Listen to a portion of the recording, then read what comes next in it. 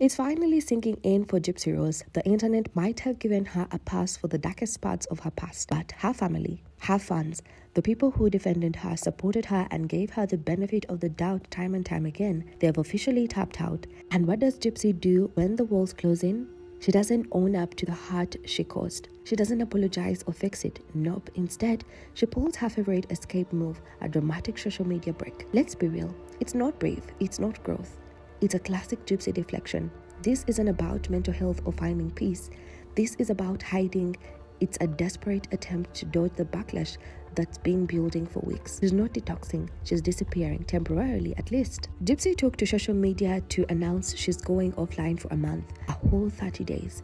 She called it a social media detox, and she even made it into a list. 10 whole steps that she encouraged others to follow with her. This wasn't just a quiet exit, it was a production wrapped up with aesthetic slides and motivational language, like she was leading a wellness campaign. Turn off your comments, tell friends you'll only respond to texts and calls. No DMs, don't open, don't reply. Stay far away from the comments, yours or anyone else's. Ignore every negative comment or message. Don't watch any gossip or drama content. If you feel like scrolling, put your phone down and take a walk. Tell your friends and family not to talk to you about social media drama. Post your content, then disappear. Go enjoy the real world. You only get one life. Gypsy Rose just announced she'll be leaving social media, at least for 30 days. She's taking a hiatus to detox. That's not the interesting part though. Someone got a hold of an outline she's supposed to follow, to include not opening the app, and when she feels like doing so, to take a walk, not watch content creators quote unquote gossiping about her, don't respond to negative comments, post her content, and ghost the app. Now, how long do you think she'll follow this plan? Do you think she'll actually go through 30 days of no clapping back on TikTok? Yeah, I don't think that's possible.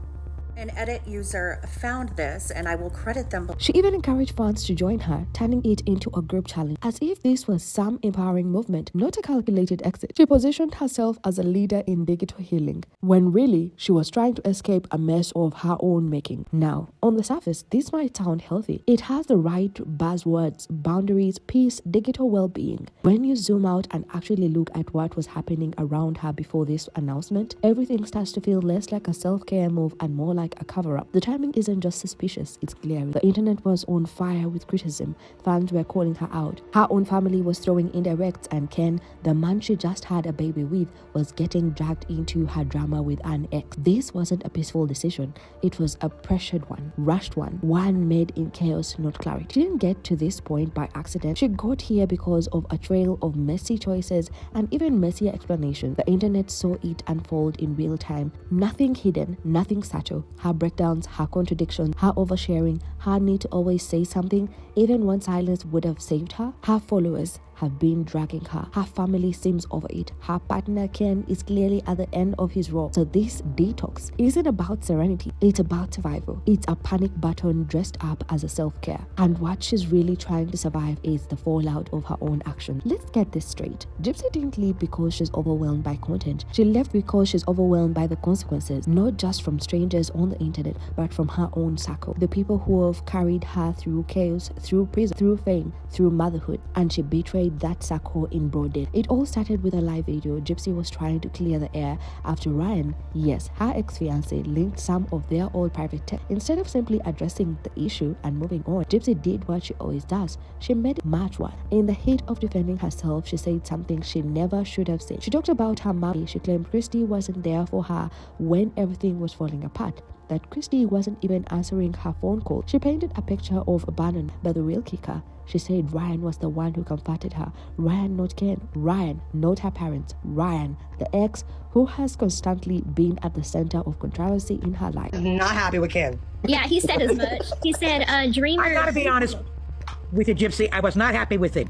I didn't like the fact that he was giving you an ultimatum, and then he was giving you an ultimatum. The last guy that gave me an ultimatum was about a parrot, and he gave me an ultimatum between him and the bird. I says, there's the door. You said a parrot? Guys. Parrot. I love Dreamer. And No, I wasn't happy with it. Y'all need to follow this woman because she got some stories, okay? This is where I gotta come in on the guy. Gypsy follows me. Pick your choice. Dreamer's like, I gotta come in. Gypsy follows me. And her mom, come in. the woman I call her mom, the, follows me. emotions run high in those type of situations, guys. It does. I know. Emotions Kim really run does high. well. And I There's a lot guarantee of you, emotions and people say things they don't mean in the moment, all the and time. they gotta say sorry and take them back, and I'm sure he did. He did. I mean, right after he said it, he's like, I'm sorry. I'm just really upset right now. I didn't mean it. Because, like, I started to cry. And, like, y'all all going to see in the next episode a lot of stuff that, like, maybe didn't make sense in the last episode is going to make more sense in the next episode. Because I don't get to watch it before it airs. None of us do. So we're watching it with everybody else. And, like, I know what all happened. And so it was a high emotional situation. I haven't watched it yet. And No, sweet, there's one more. yeah, there's one on next Monday. And And, go ahead. I had, like, I understand, and I think a lot of people will understand the position that I was put in, but also understand the position that Ken was in. And I don't know if they're going to show all the text between me and Ryan from that moment in time when Ken gave me that ultimatum, because I was, you know, trying to navigate the paternity test stuff. And like we see in episode 10, you know, Ryan did not want to accept the paternity test that we had already did before she was born. He wanted another one after she was born. And so what we're going to see is me, Ken, and Ryan arguing at one time. And like I said, I don't know if all the text messages from Ryan is going to be shown in the show, but I know one particular one is going to be shown. And I think that anyone who is a parent, or the father of a child in a situation like this would react the same way. So I don't blame him for reacting the way he did. The moment wasn't just a messy emotional slip. It was a dark. She told the world that her ex was more dependable than the people who raised her, supported her, and tried to keep her life together. It was a public betrayal dressed as vulnerability, and it didn't go on. For months, people had been whispering online about Rod and Kristy's relationship. There were rumors, speculation. Rod had been keeping his distance, at least publicly, and Kristy was noticeably more involved with Gypsy than Rod ever seemed to be. Those were just rumors until Gypsy confirmed them, unintentionally or not. When she said Kristy wasn't answering her calls, it hit like a sack. People immediately tied it to the breakup rumor. If Kristy and Rod were really going through a rough patch or what, separating, then Gypsy's words weren't just messy, they were explosive. And suddenly, a family's private struggle was broadcast to millions, not by a tabloid, not by a stranger, but by their own door. This was the part where you expect someone to pull back, to realize they've gone too far. But Gypsy, she kept talking, and the more she talked, the what. Instead of resolving anything, she exposed everything. So now everyone's watching a family unravel in real time, on camera, on TikTok, on Instagram, all because Gypsy couldn't draw the line between public and private, all because she couldn't stop herself from turning every conflict into content. And this time, the fallout wasn't just hurt feelings, it was broken trust. Gypsy Rose Blanchard. Okay, y'all, I want to give you an example. We know what you're doing. Told y'all that GRB plays mind, G-A-M. Yes, I have to spell it because you never know with TikTok. You have to be so careful. In her monologue, when she was talking about how Ryan was the only one there for her during her parents' almost divorce, what she was doing is getting back at Kristy for something because she was confirming the rumors that they were on the verge of divorce at the time when we all thought Rod had moved out. So that is absolutely the reason she said that part. I told y'all her and Kristy do not get along behind the scenes, but I was just thinking about that. This is what I'm saying. There's always, it's like a double entendre all the time. There's always a hidden meaning with things like that. And Ryan's her comfort, yet she claimed to be scared of him during their marriage and even having to retreat to the closet. We know the reason for the entire video. Otherwise, it would have been private. It was not private and meant to be public, or another manipulation tactic. Gauging who was on her side or who was supporting by turning on the comments and then turning them off speaks for itself. Kristy had already posted something cryptic weeks before, something vague, piercing about snakes being closed. At the time, most people brushed it off. They thought she was talking about haters online, trolls in her DMs, or maybe even jealous acquaintances pretending to be supportive. But now it was clear as day the snake was Gypsy. And it wasn't just about a single moment, it was about a pattern. Gypsy didn't just make her parents look bad in passing. She laid their private life out in the open like it was content for clicks. She spoke on things that weren't hers to share, like Kristy and Rod's marital status, and implied things that fueled months of speculation. These weren't harmless, they were grenades. And she lobbed with them without hesitation. knowing the kind of attention they would bring. Kristy had been trying, quietly, respectfully, to shield her family from the chaos. But Gypsy ripped that shield away in a single live stream, and that's not something you can walk back with a smile, post, or a 30-day detox challenge. Once trust is gone, it's gone. A detox won't fix it. A cute carousel of quotes won't fix it. Gypsy wanted to control the narrative, but what she did was create a fracture so deep that even her most loyal defenders started to back away. This isn't just about embarrassment, it's about betrayal. And when betrayal comes from the inside, from your own daughter, it cuts deep. Let's talk about Ken for a minute. For a while, he seemed like he was putting up with a lot, trying to be patient, trying to support her through everything, even when it meant standing quietly in the background while she aired their relationship problems online. He was there during her pregnancy, during the early chaotic months of motherhood, and during her messy media appearances. But even Ken has limits. Gypsy pushed him there. When Gypsy told him she wanted to meet up with Ryan, her ex-fiancé, to do a DNA test with their baby Aurora, because Ryan didn't believe the results from the prenatal test, Ken reached his breaking point. He had tolerated a lot, Gypsy texting Ryan, talking about him in interviews, even calling him her comfort. But the thought of her physically taking their child to meet her ex, that was too much. He gave her a serious ultimatum. If she even tried to do it, he would pack up, move back to Texas, and file for custody. Not just visitations or separation, full permanent custody of Aurora.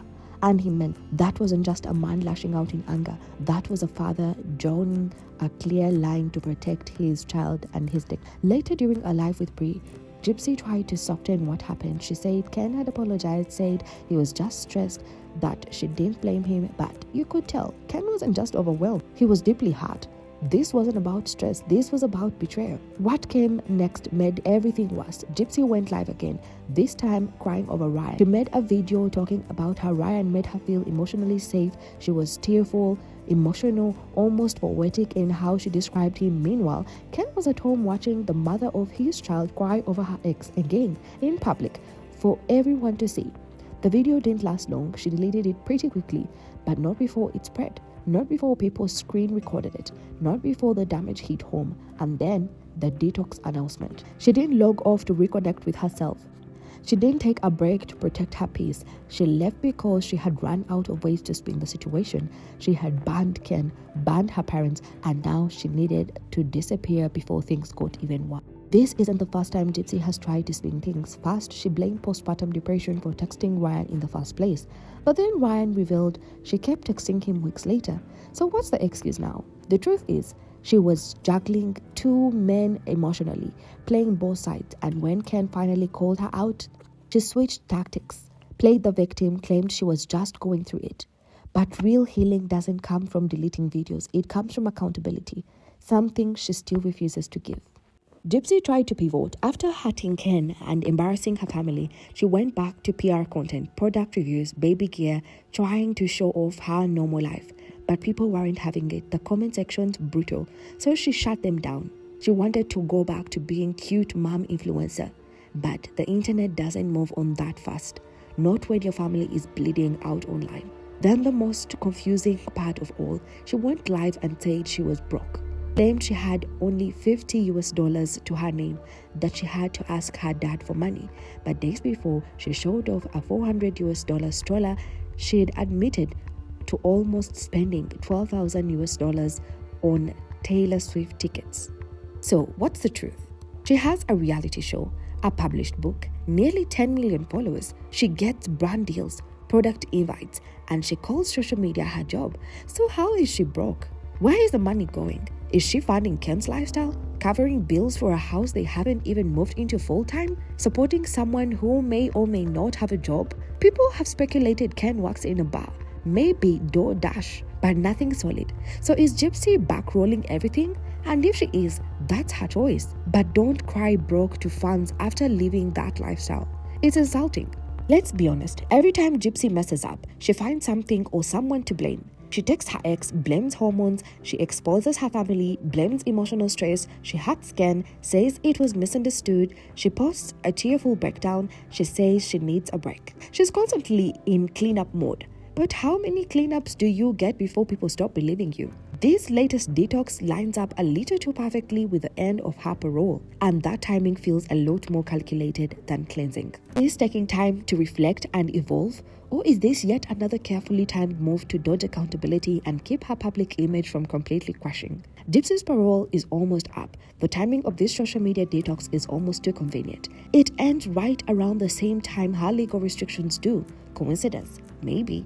But more likely, it's strategy. She wants a fresh start. But fresh starts don't just magically happen. They require real, uncomfortable, honest work.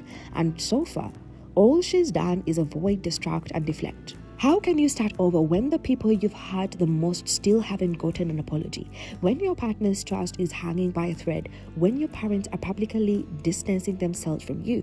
When your fan base, once ride or die, is now watching from a distance, disappointed and exhausted? Gypsy isn't being bullied off social media by trolls. This isn't an act of online cruelty. This is a reaction from people who once loved her and defended her, now realizing that her pattern of behavior hasn't changed. She's not being cancelled. She's being held accountable. And when it's your own circle, the people who know you best, the ones who carried your pain with you, the ones who rooted for your redemption, when they start closing doors on you, that's not hate. That's the loudest wake-up call you can get. It's not punishment. It's protection from the chaos you keep creating. Because sometimes love means stepping away.